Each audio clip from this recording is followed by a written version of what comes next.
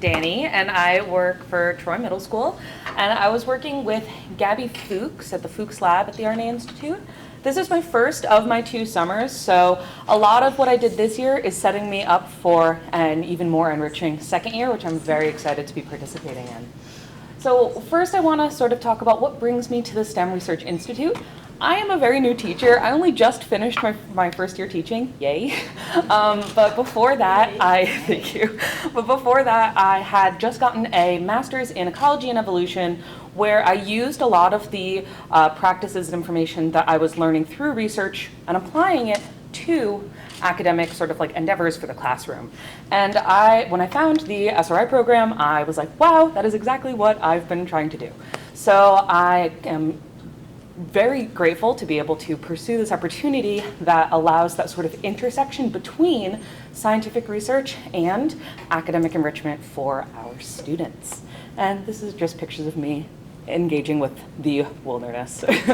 So my RNA Institute experience, again, was very different, but also kind of similar to the other people at the RNA Institute.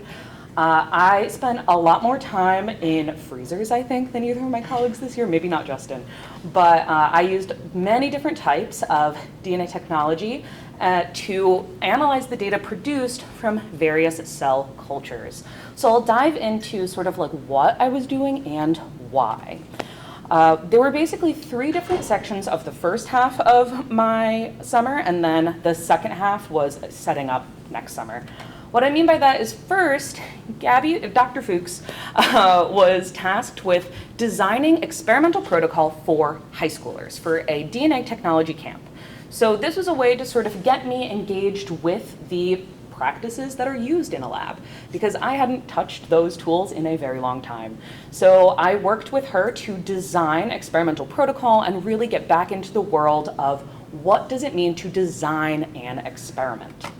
Then I was also participating in the bioinformatics program that Sarah and Justin were part of, where I got to see what the expectations are for high schoolers or students pursuing these sort of like extracurricular experiences.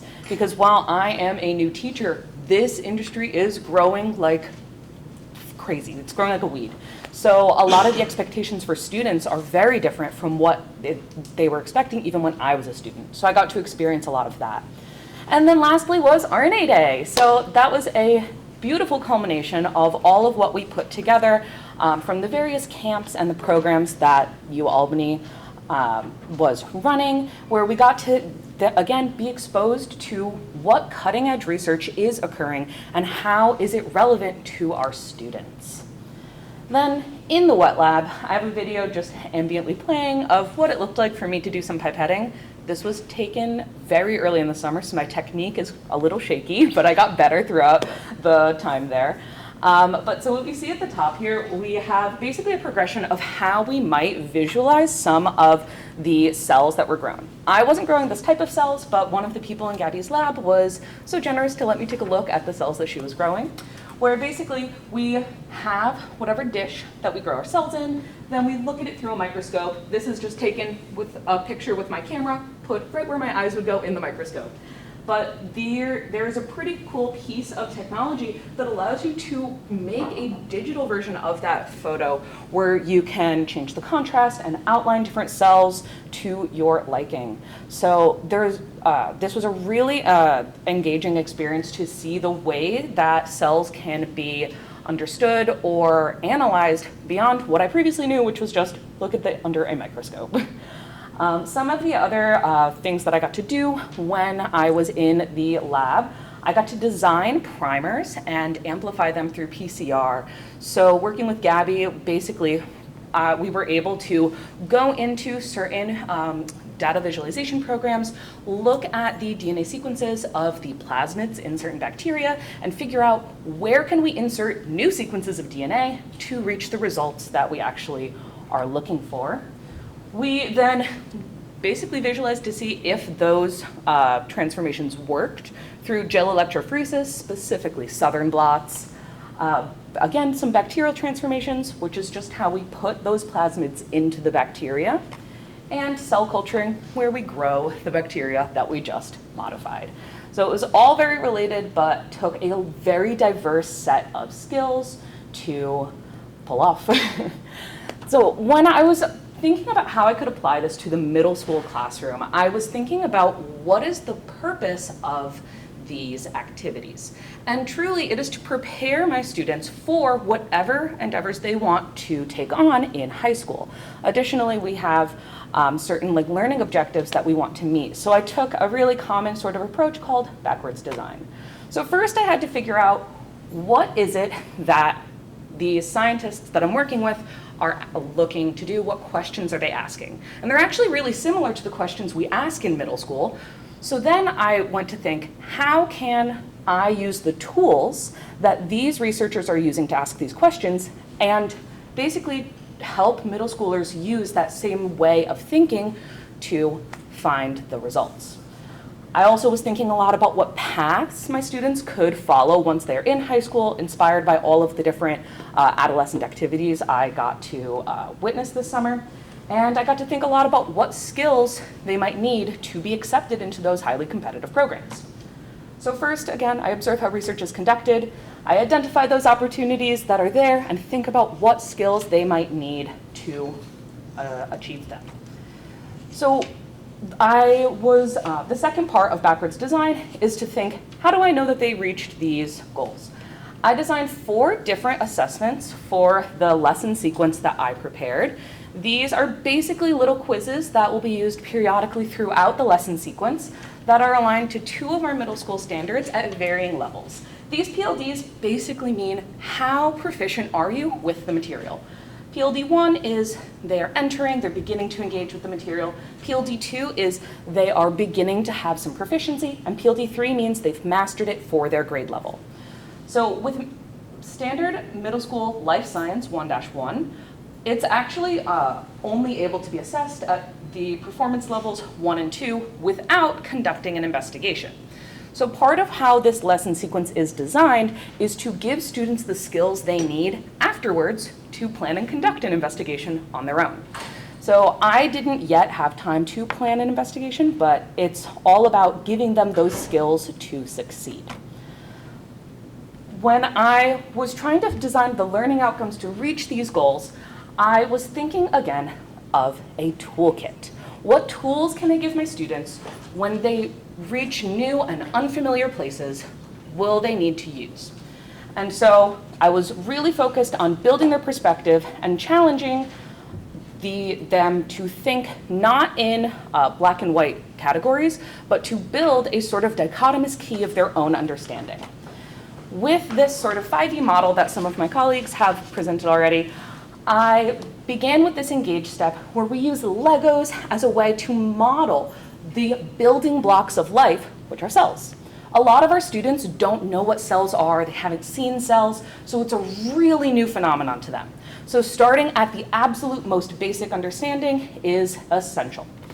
That's why the second lesson, where I'm engaging the students with cells, has to do with exposing them to the breadth that cells can take, how different they can look, and the different ways that they might encounter them, and allowing them to think not in standard categories, but looking at the characteristics that they may or may not have in common. Then they'll be given the opportunity to make a model to begin to have a tangible way to experience this really abstract idea. Cells are not something that are really easy for middle schoolers to wrap their heads around because it is so small, it feels invisible. So putting a model here is a way to give them something to touch and relate to.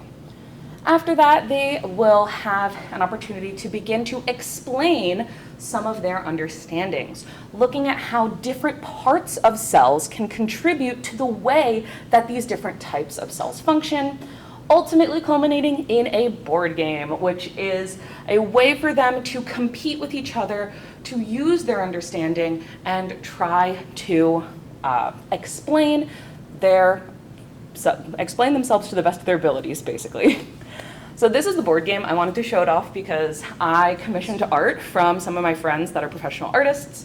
So we have a game board here, different tokens where the students play as viruses trying to infect a plant cell. And as a virus, How are you going to know if you can infect a cell? Well, you have to be able to know what its structures do. So as they travel through the game board, they will draw cards which have different questions on them for the students to answer. They will work in pairs and compete with another pair of students to try to see which virus gets to infect this cell. And I didn't prepare this one because the artists only finished making the art yesterday, so I wasn't able to give it to you guys to play with. But I have a separate lesson, if my colleagues could help pass this out, where this is an example of this is an example of how I want to allow students to make observations of characteristics instead of telling them that they've encountered a certain type of cell, bringing the learning into their own hands. Now, the packet that I'm passing out is not going to be delivered as a packet in the classroom. These would be set up as stations because the idea of this lesson is that it's an escape room. So the students will be gathering stamps to try to escape. And so I ask that as you go through this, you keep in mind that each page of this packet would be a different location in the classroom. What this activity does here, basically, on the second page of the worksheet, or on the back side of the worksheet, you'll see an area for you to write down the answers that you come across as you run into these different types of cells. The dichotomous key here is basically a field guide for students to use where they don't know much about cells, so they're given different criteria. As you go to each different station, you'll use the dichotomous key and make connections from the sample under the microscope, the model, and or the written description of the cell to figure out what type of cell you are looking at. I will travel around to different tables, and when you have correctly identified all of the different components to the cell, I don't have my stamps today, but I will give you a check with my pen to see if you are able to escape. All right? So we can do that.